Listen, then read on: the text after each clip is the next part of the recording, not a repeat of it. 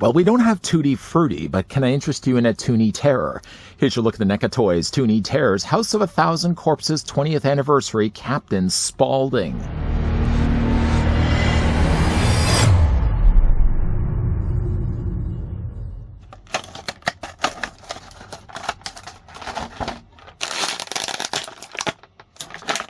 Bring the fun of Saturday morning cartoons to your horror collection with the adorable little creeps of Toony Terrors, NECA's line of stylized horror icons. Standing approximately 6 inches tall, each figure comes in a blister card packaging with bonus cutout backdrop.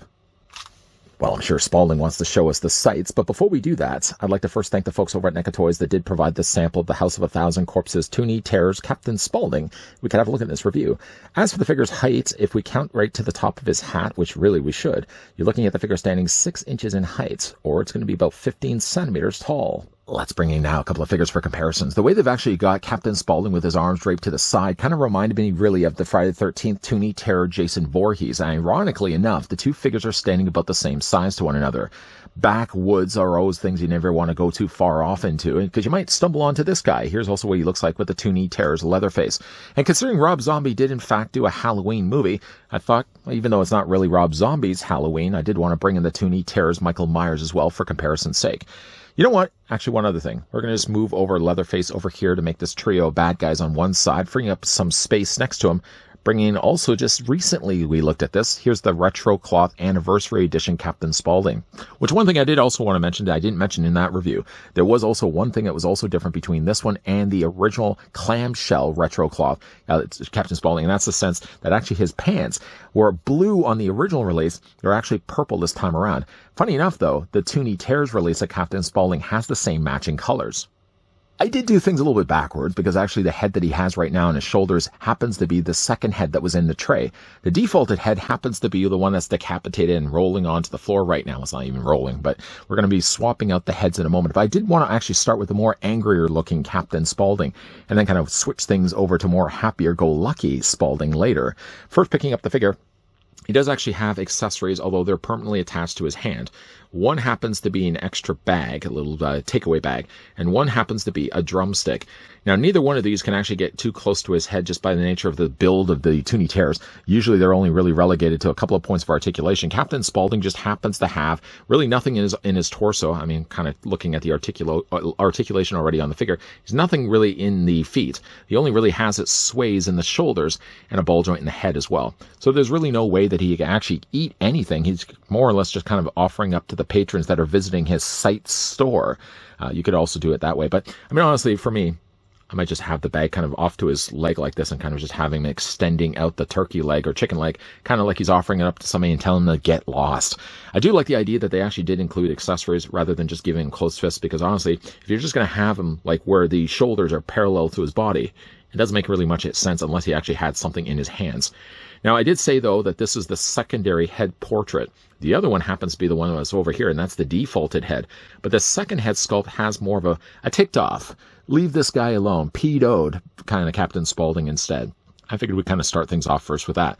The painting on this guy is really nice. He's a more simplified version of the Captain Spaulding from House of 1,000 Corpses. I really, though, like the way they've actually built the body. Really big on the shoulders. He kind of has more of a lunging forward neck and a really nicely painted face. Between the overall white of the face, which only really makes its way about halfway across the head, and then the additional blue that they've added for the tops, as well as the little rosier cheeks that he has on the sides, it's definitely a Captain Spaulding that I don't think you really want to mess around with. Not that you really would want to mess around with the other one either, but it's a really nice looking head sculpt.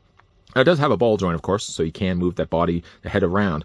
If you did want to change out the head, I actually had a hard time to put this head back in place. The original head was fine.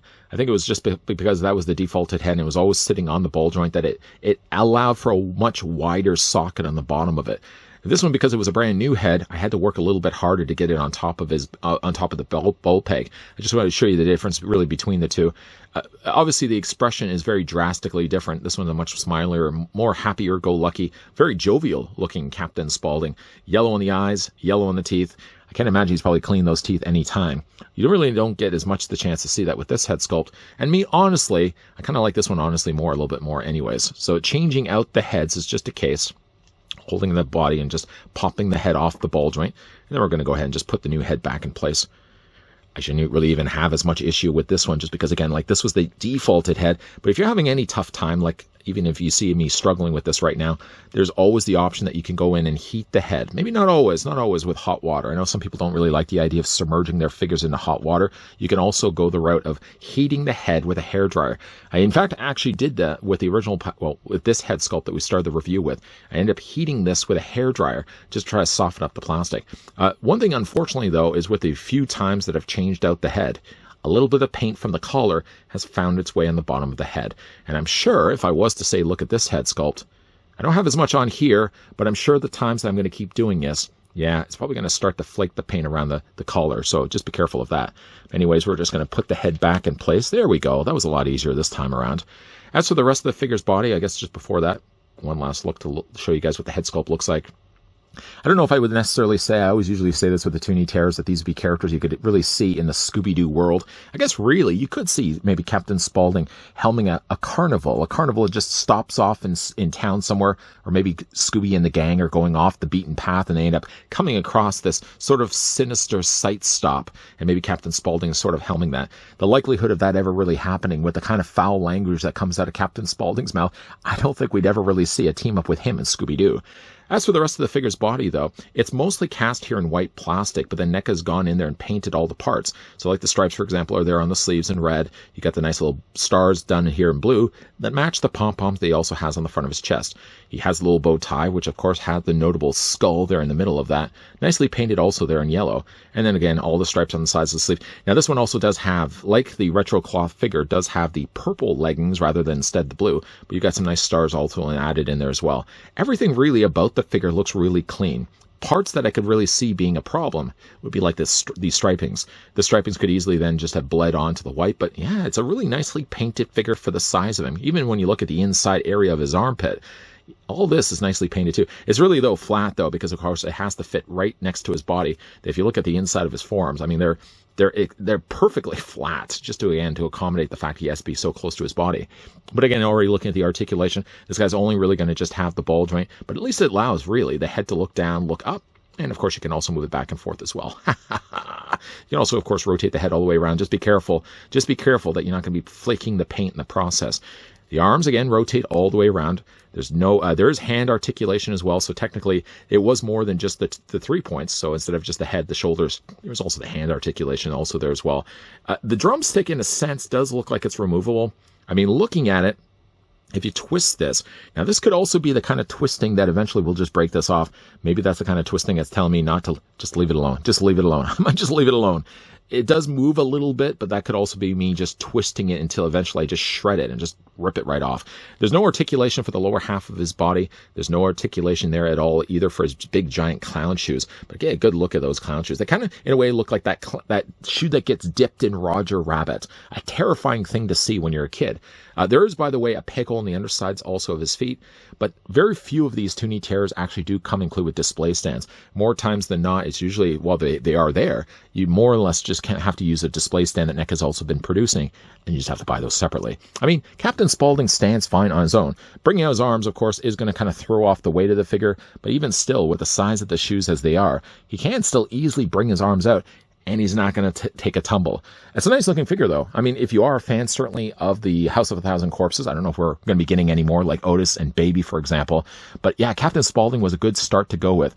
And recently, in fact, actually, NECA's really been churning out a lot of like upcoming figures, some of which happen to be a new Captain Spaulding that we're beginning it. It doesn't look like, though, it's going to be a retro cloth figure. It's going to be looking like it's more like an Ultimate figure, because it looks like its entire body is all of plastic. We're also getting ourselves an Otis. So really, between those two, it's a good time to be a House of a Thousand Corpses fan, and definitely worth picking up if you have the chance to find the Toony Terrors, I would say retro cloth, the Toony Terrors Captain Spaulding on the shelf. One thing I really didn't talk about in this review was the fact that Captain Spaulding, like other Toony Terrors, does have a cardboard backdrop that can be cut out of the packaging. The backdrop, in fact, actually was the opening doorway for where the no turning back, when they go in to see the sights. I didn't actually cut that out, nor do I have any real plan to use it. I started to use them when I was first collecting the Toony Terrors, like the first wave or so, but then I ran into the problem that the backdrop takes about the space of 3 Toony Terrors wide. So before you know it, you're going to be running out of shelf space just to accommodate backdrops drops. A nice included touch by NECA Toys, but honestly not ones I'm ever really using now. I'm fine just to have this guy displayed with the rest of my Toony tears on the shelf, and hopefully, fingers crossed, we're going to be getting more Rob Zombie stuff. I'm sure more likely from the House of a Thousand Corpses. I don't know if we're probably going to be getting the Rob Zombie Halloween as a Toony tear, but that Michael Myers would go nicely as well with the other two Michael Myers that we've already gotten before. Big thank you once again to the folks over at NECA Toys that did, of course, come through and provide this sample of the House of a Thousand Corpses Toony Terrors Captain Spaulding. We can have a look at this review. The figure right now is available, whether you go inside brick and mortar retail stores or you decide to shop mostly online. Either way, though, he is available. Let me know down below in the comments section if you already have picked this guy up. Also, as well, hey, if you guys enjoyed this video, I want to hit with a like. If you guys are loving the content you guys are seeing and you'd like to stick around for more, we are, by the way, going to be looking at some more Toony tears. If, though, in the meantime, you want to fill the void and kind of still check out the other things that we've looked at on this channel when it comes to Toony tears, popping up at the very end of this video will be not only a playlist for NECA, but also a playlist for NECA's Toony tears. So you can see all the other ones I've reviewed in the past. I think I pretty much have covered off the territory in all of them, maybe short of just the more recent ones, which we will be looking at in upcoming reviews. And of course, as always, guys, thanks for watching. See you guys next time.